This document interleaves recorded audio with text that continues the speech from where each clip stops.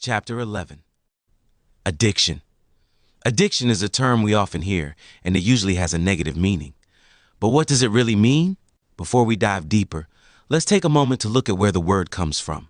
The word addiction dates back to around 1600s, where it originally meant tendency or inclination. By the 1640s, it referred to the state of being addicted to a habit or pursuit, coming from the Latin word addictionem. Addiction can take many forms, not just substance abuse.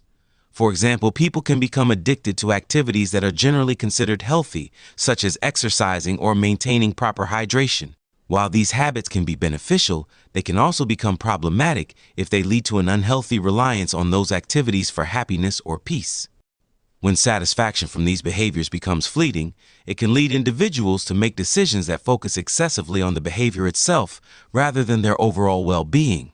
The search for peace and satisfaction makes addictive behaviors attractive, especially those that provide pleasure or a break from worries. While everyone deals with some form of addiction, the seriousness and health effects can vary greatly.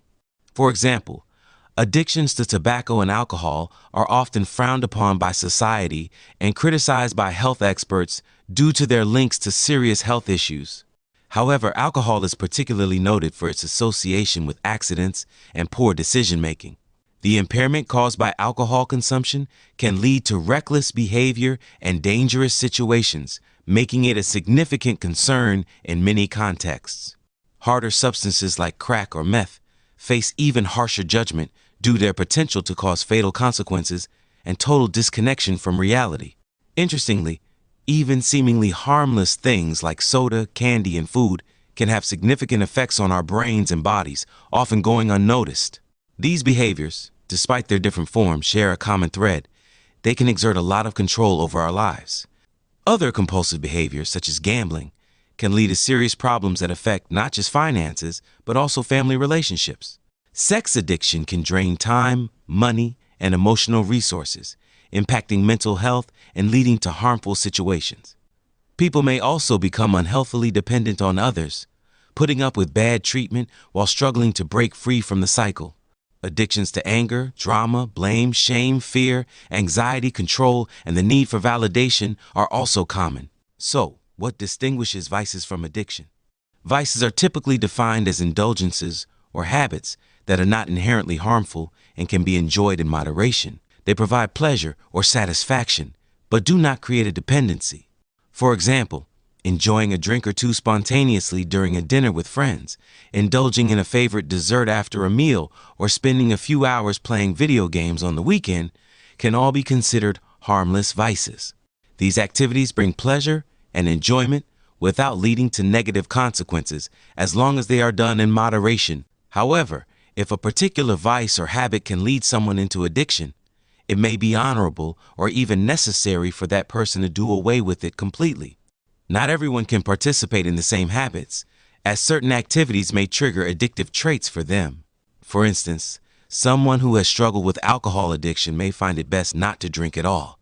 Similarly, those who have had difficulty controlling their consumption of sweets or tobacco might choose to avoid these substances entirely. It's also essential to be considerate of others who are struggling with their own habits. For example, if someone is trying hard not to eat meat, it would be kind not to eat meat in front of them. Likewise, if someone is working to quit smoking, it's respectful not to smoke around them. If a person is making an effort to avoid donuts, bringing a box of donuts and eating them in front of them can be discouraging. Similarly, if someone is trying hard not to drink, it's considerate not to bring a case of liquor and drink in their presence. The Bible addresses this concept in Romans 14:13-15 Niv. Therefore, let us stop passing judgment on one another. Instead, make up your mind not to put a stumbling block or obstacle in the way of a brother or sister. I am convinced, being fully persuaded in the Lord Jesus, that nothing is unclean in itself. But if anyone regards something as unclean, then for that person it is unclean. If your brother or sister is distressed because of what you eat, you are no longer acting in love. Do not by your eating destroy someone for whom Christ died. Furthermore, in 1 Corinthians 10:23 KJV, Paul writes, all things are lawful unto me, but all things are not expedient. All things are lawful for me, but all things edify not. This emphasizes that while certain actions may not be inherently wrong, they may not be necessary or beneficial for everyone. In contrast, addiction involves a compulsive need to engage in a behavior or consume a substance, often despite negative consequences. Addictive behaviors can lead to significant impairment in daily functioning, relationships, and overall well-being. When an individual feels unable to control their behavior, experiences withdrawal symptoms, or prioritizes the addiction over important responsibilities, it signifies a move from a vice to an addiction. Many people are quick to notice addictive behaviors in others while being unaware of their own. For instance, someone might criticize a friend for drinking too much while struggling with overeating themselves. Similarly, some may judge others for their addiction to smoking or sex while being oblivious to their own addiction to unhealthy relationships. Ultimately, it's important to recognize that addiction can show up in many ways, and acknowledging one's own struggles is key to personal growth. Matthew 7:3-5 Niv states, "Why do you look at the speck of sawdust in your brother's eye and pay no attention to the plank in your own eye? How can you say to your brother, 'Let me take the speck out of your eye,' when all the time there is a plank in your own eye? You hypocrite, first take the plank out of your own eye, and then you will see clearly to remove the speck from your brother's eye." When it comes to addiction, setting boundaries is often necessary. Individuals struggling with addiction may not think about how their choices impact themselves or others, making close relationships potentially harmful. For example, dating someone with an alcohol problem might lead to abusive situations when they drink, or living with someone who has a gambling issue can create financial problems. Also, being in a relationship with someone addicted to illegal drugs may lead to manipulation and theft. However, when people shame or judge those with addictions, it often reflects their own insecurities. If someone is hard on themselves about their own habits, they might show similar behavior toward others. It's important to distinguish between addictive behaviors and controlled actions, like social drinking or occasional smoking, which are not the same as compulsive behavior. True change in people struggling with addiction rarely happens through self-blame or outside judgment. Instead, labeling and criticism often take over without exploring the underlying reasons for the addiction or providing helpful solutions. Overcoming addictive behaviors is a unique and challenging process, influenced by individual circumstances and personal growth. Therefore, it's crucial to approach addiction with empathy and understanding rather than judgment. One of the most effective ways to overcome addiction is through love. For example, a parent's love for their children can motivate them to break free from addiction, especially if they have a positive relationship. Likewise, a spouse's love can significantly aid in overcoming these struggles as long as their relationship is healthy. However, the most lasting love comes from within, connected to a universal source.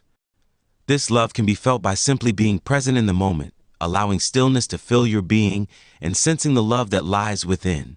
It's important to approach this experience with an open mind, letting love come naturally and acknowledging its presence, even if it's not immediately felt. As this love manifests, it may show up as subtle sensations within. The inner peace and love that come from a higher power can help reduce the need for outside validation.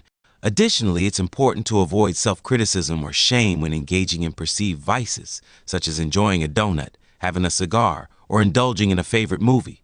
Don't let others shame you for actions you know are controlled, and recognize that transformation will happen naturally as you nurture your inner peace instead of trying to restrict yourself in the name of morality.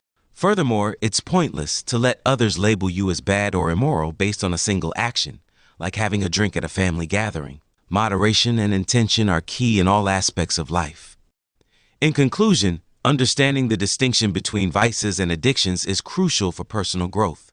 A vice can be a harmless habit or behavior that brings enjoyment, while an addiction entails a strong dependence on a substance or activity that's challenging to control. Vices can often be easier to manage than addictions, which involve a physical or psychological dependence. For example, playing video games every weekend might be a vice, while a video game addiction would mean being unable to function without playing daily. Ultimately, recognizing the difference between vices and addictions requires self-awareness. It's essential to reflect on whether a behavior is something you do occasionally for enjoyment or if it has become necessary for daily life, possibly taking precedence over your responsibilities.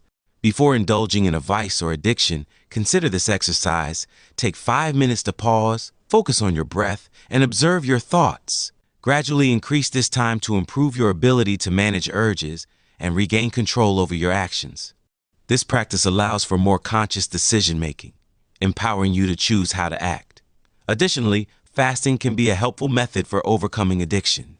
Taking a break from food for 3 to 7 days can help rewire the brain, potentially breaking the physical aspects of an addiction.